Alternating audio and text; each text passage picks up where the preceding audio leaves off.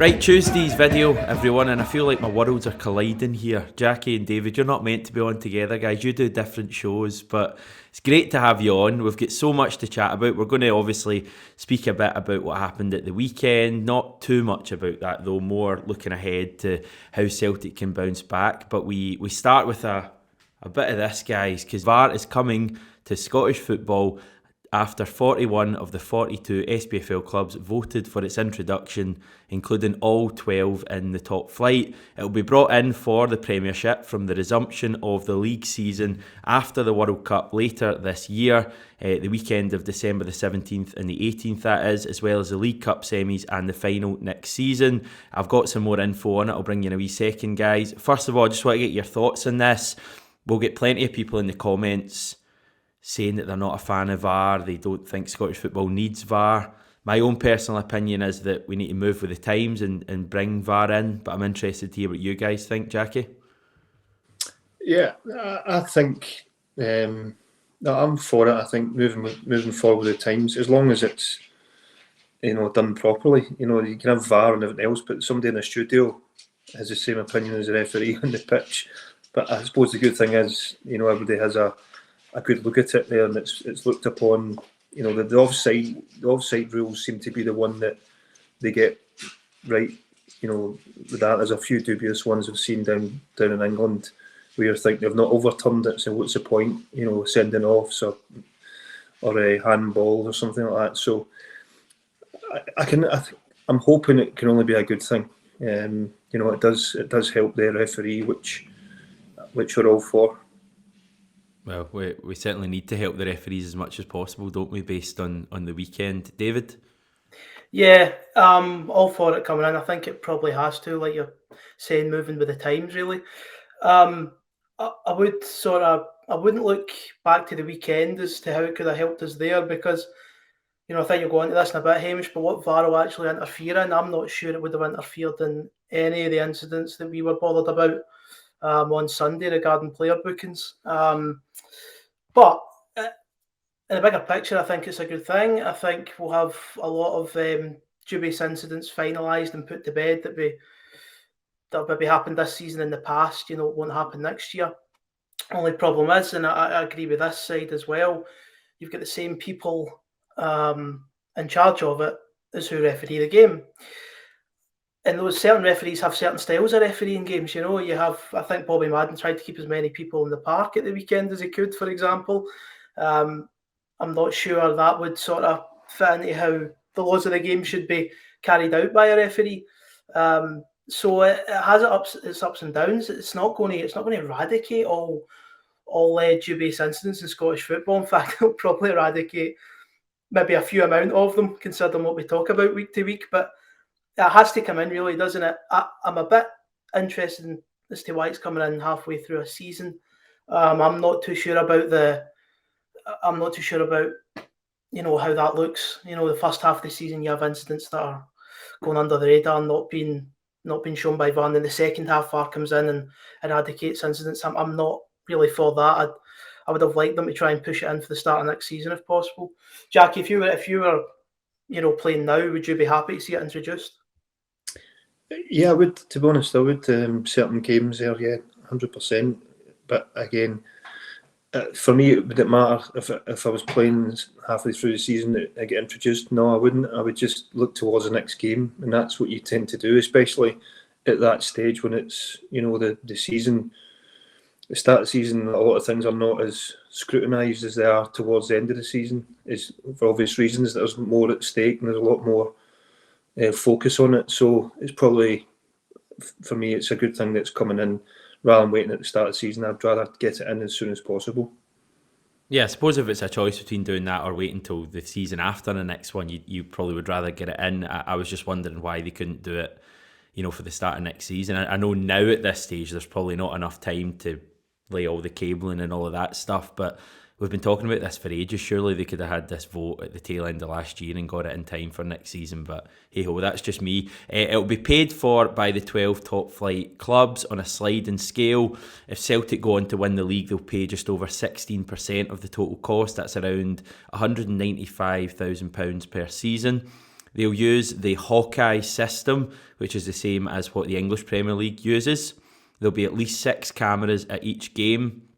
Video assistant referees will be either current or retired Category 1 officials, so we might get some revivals of former referees from Jackie's day, maybe getting back to making the big decisions. I don't know if that's good or bad news. Scottish VAR will be the same as what's used by FIFA, with the aim of minimum interference, maximum benefit. It won't ask whether a decision has been correct, but whether the referee or assistant have made an obvious error. So that's the key thing we've got to remember. Just briefly, it will be able to intervene in 7 different areas. Potential penalties, mainly to Rangers.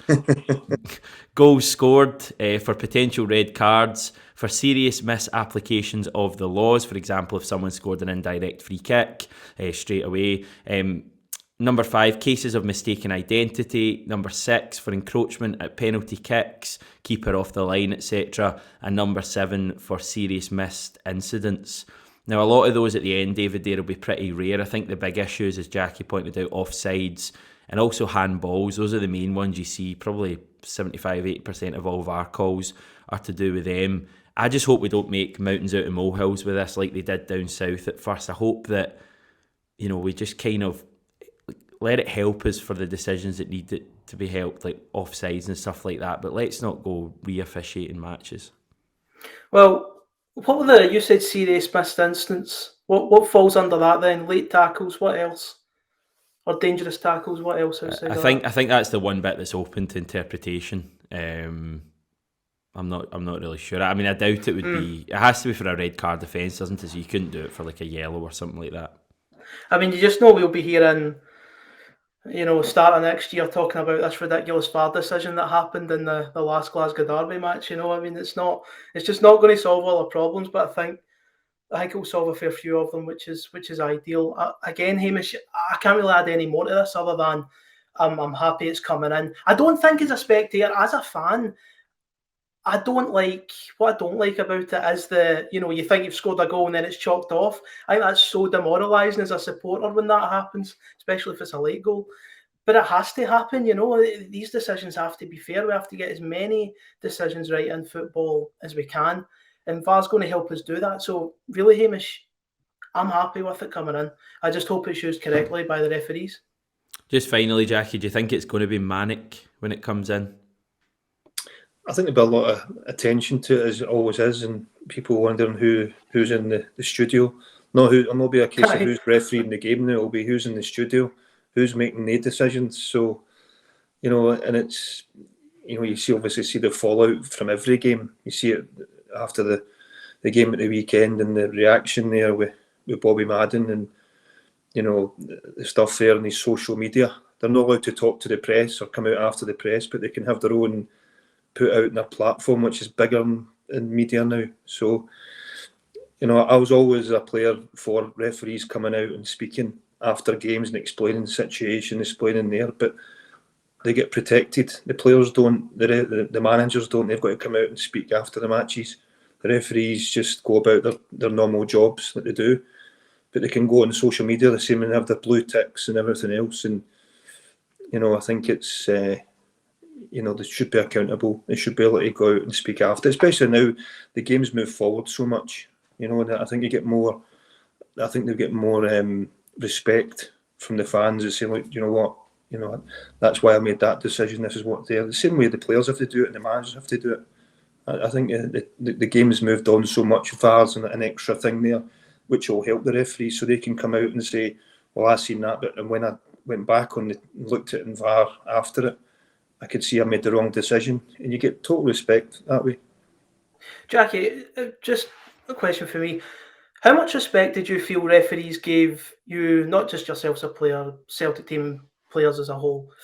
How much respect you felt they gave you after games when you maybe went to look at an explanation for a decision? Did you feel they would give you an explanation, a proper one, as to why they would give certain decisions in a match? No. In fairness, I think the old school referees would at least speak to you, might tell you to get to, or but at least you had a communication. Some I didn't like, some I didn't get on with, But at least when you're communicating and you see the ones just point the finger and the arrogance to get you away from the situation. But when there's so much at stake and it's a human thing there, if you think they've made the wrong decision or you've been cheated in a certain situation, it's very easy to lose control and think stuff's going against you. It's bad enough as a supporter, as a fan watching it, but you're on the field of play and you think that someone's actually against you and not giving the right decisions, and it's blatant, which I've had a number of them over my career, and it wasn't paranoia, it was just shown after the fact. You can see it there, it's still there, you can still see the games where they've given offside when they're 2 and 3 yards on, and I know, for that to speak to them at that point and have that respect, at least they'll hold their hand up and say that, or at least they'll speak to you. Just now it's like get away. It was the same as a manager. There was a manager there was a lot of decisions there, and I've been sent off a few times as a manager because for the same reasons. At least when you're on the park, you could go and kick someone, but when you're a manager, you've got to take it, and as I said, the referee doesn't need to speak about it. It doesn't need to do it, but you need to go and speak to the media after it. And if your team's lost and you think there's a situation where it's went against you, with human error. Yeah, I mean, the referee was a big problem on Sunday for me. I think Celtic's performance was also a big problem. In general, David, we have responded well to setbacks this season. Obviously, start of the season was really difficult for us. We barely had a squad assembled. Since, looking at recent setbacks, drawn at home to Livingston. After that, we went to Hungary and Dundee and got back-to-back away wins, played really well in both. St Mirren draw, we bounced back in that weird game away to St Johnstone with no fans, went on a 9-game winning run after that. Since the start of October, we've only actually gone 2 games without a win once, which was the Bodo Glimt Hibs double. And even after that, we went on and won our next 6, playing probably the best football we've played all season, winning at Ibrox, etc. So I would say history this season suggests that we'll see a big reaction from Celtic on Sundays. Is that how you see it? Yeah, I think so. I think we're all expecting a good performance and a good response at Dingwall. And I think it's probably why, what you mentioned there, Hamish, is probably why a lot of supporters are still pretty calm, pretty level-headed after what happened on Sunday. I think the manager's earned the trust of the supporters, and I think you can sense that just now, because I do feel the support have moved on already from Sunday. Still sort of dissecting it here and there, but I think in terms of what's ahead of us, there's a real understanding that there's a bigger prize on offer here. They're so close to that, and I think it would be such a crime to let what happened Sunday totally overshadow everything that's happened this season. You can lose to Rangers, guys. I mean, Jackie, you know yourself, being on a Celtic team up against a powerful Rangers side. Yeah. You can lose to them in a derby match. It's a derby game. They're always going to be quite even. I think maybe expectations were a bit too high after what had happened at Ibrox. I think we maybe overestimated how tired Rangers would be, especially the momentum they maybe picked up after their win over Braga. But moving on, I think there is a calmness. I think there's an understanding and a trust in this team that they can go to Dingwall, put in a performance, and then it's not too long until you've got Rangers again. Jackie, do you think the players will be quite motivated knowing they've got Rangers in 2 weeks, and having these games so quickly together? Do you think that would help pick them up quickly? Yeah, absolutely. I think Ross County game, they'll be confident because they've done well. They've overachieved for where they were at the start of the season. And it was a tough game up there. The last game, it was a late winner for Ralston to win the match. So I'm sure Malky will have them fired up for that.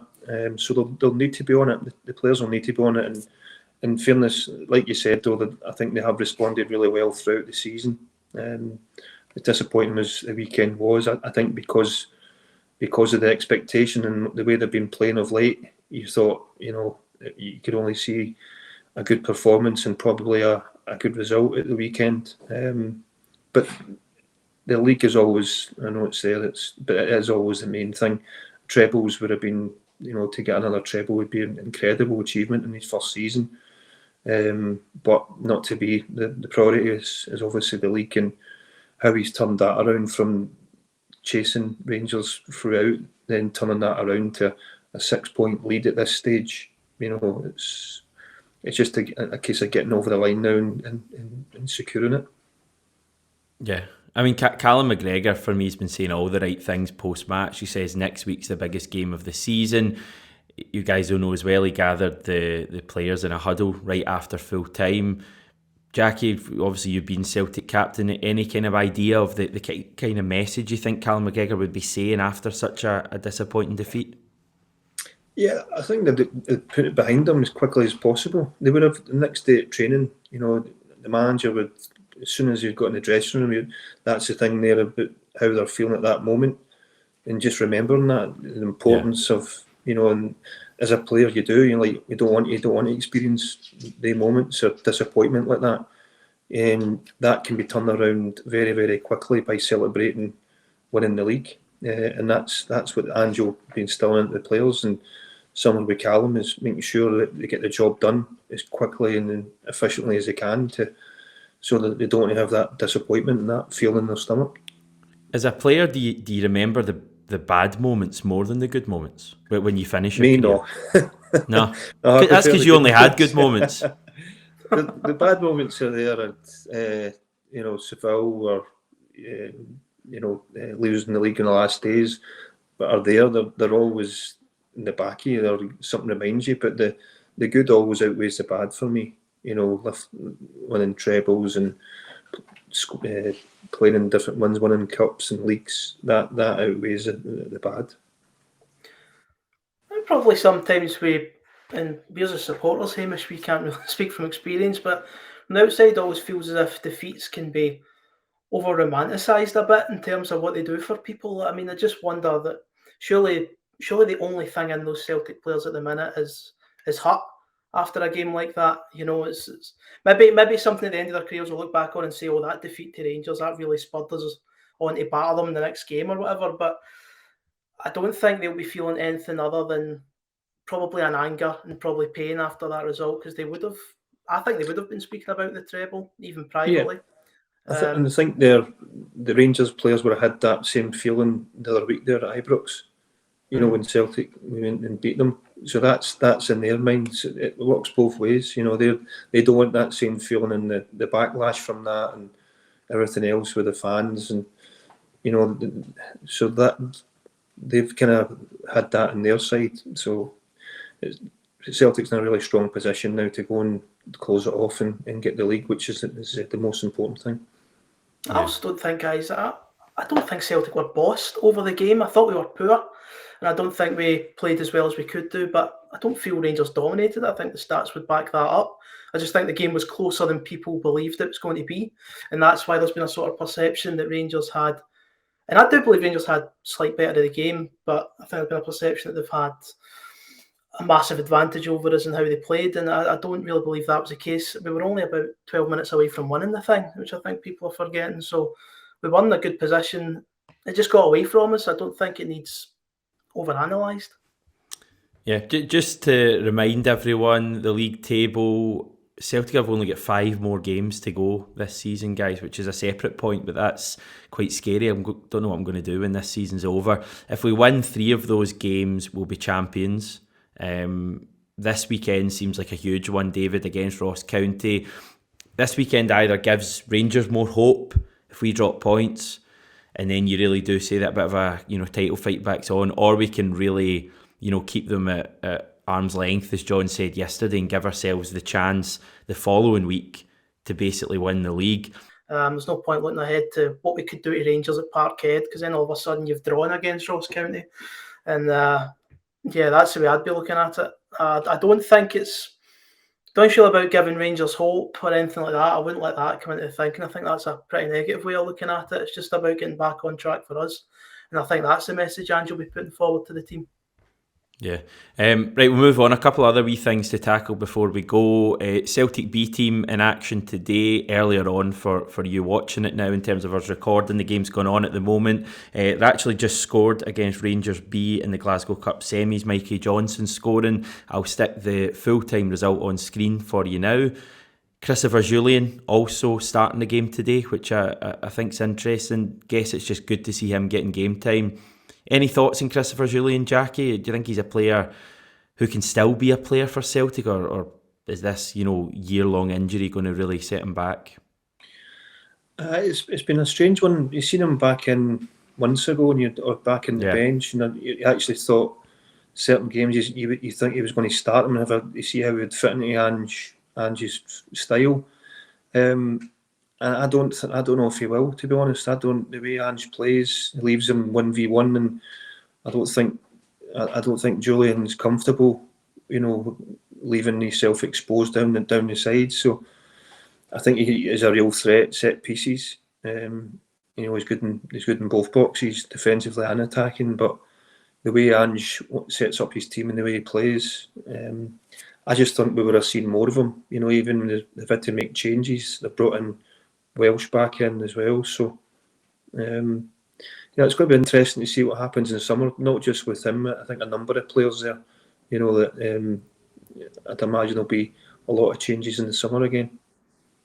He did look massively off it, I thought, when he came on against Wraith Rovers. Like there was one run he had down to the right hand side, and he just didn't look like he was anywhere near full fitness. The problem they'll have as well is getting games to. There's no reserve. They've got the B team, and it's not ideal for the players to get games on them, especially somebody who's been out for a year to go and get up to match speed. You can train and train and train, but you need 5, 6, 7 games to get up to that, that level, and good opposition as well, rather than just having the ball. But you're not getting tested in little games like that. Like that game today in the B team, I know it's Rangers B team, but that will be a bit of a better test for him than it would normally be. A little bit of pressure on it, but still not ideal for him.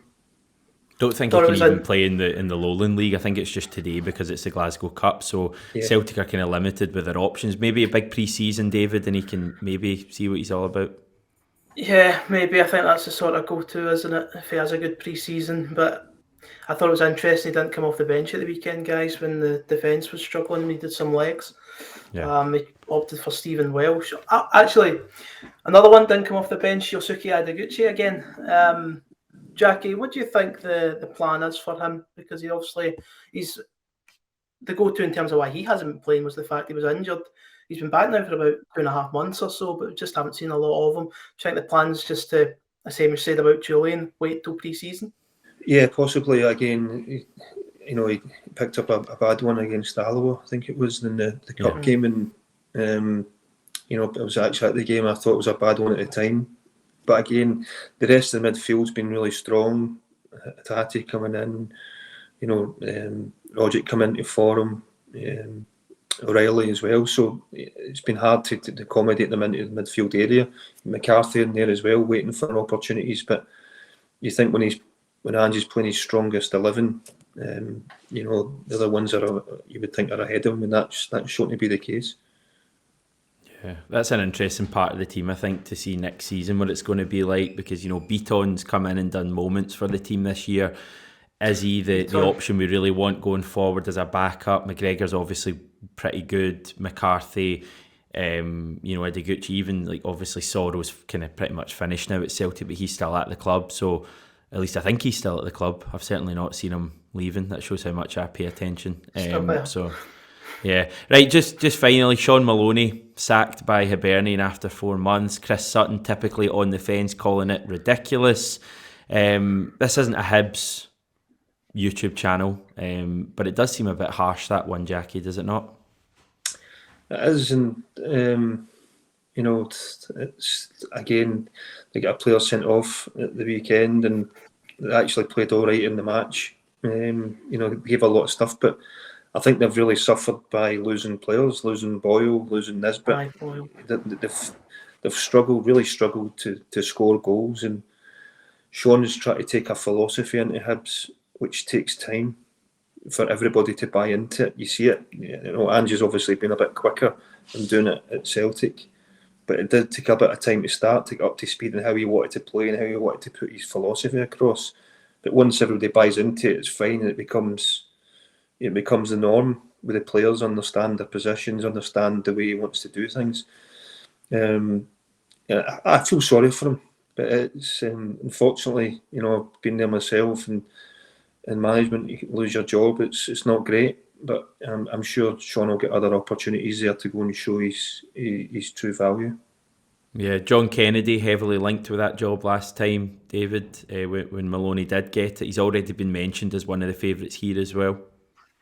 Yeah, depends what Ron Gordon wants. I don't really care who Hibs decide to bring in, and I hope it's not any one of Ange's backroom staff. I don't think we'd have been saying that in April, though, would we? April or May, if they came calling for John Kennedy. Funny what results. As long as they don't take Gavin Strachan. No, absolutely, or the laptop. I think it'll be an interesting decision. I think they'll maybe look to go with a bit more experience at this point. That's how clubs tend to go, isn't it? When they try something a bit youthful and a bit fresh, they seem to turn to an experienced head afterwards. So I'm surprised me if Hibs go down that route. But shame for Shaun. But in terms of who they appoint next, I couldn't care less. Right, okay, we'll leave the Hibs chat there, guys. Maybe next season we can chat about them next on the channel. And yeah, just another big week for Celtic. Hopefully 3 big points, and hopefully next time we've got you on, Jackie, or maybe even champions. Who knows? What, 2-3 weeks? Maybe we're even champions and we can have a good old party. David, Jackie, thanks so much, guys. Thanks everyone for tuning in. Don't forget to subscribe to the channel if you've not done it already. We are back tomorrow.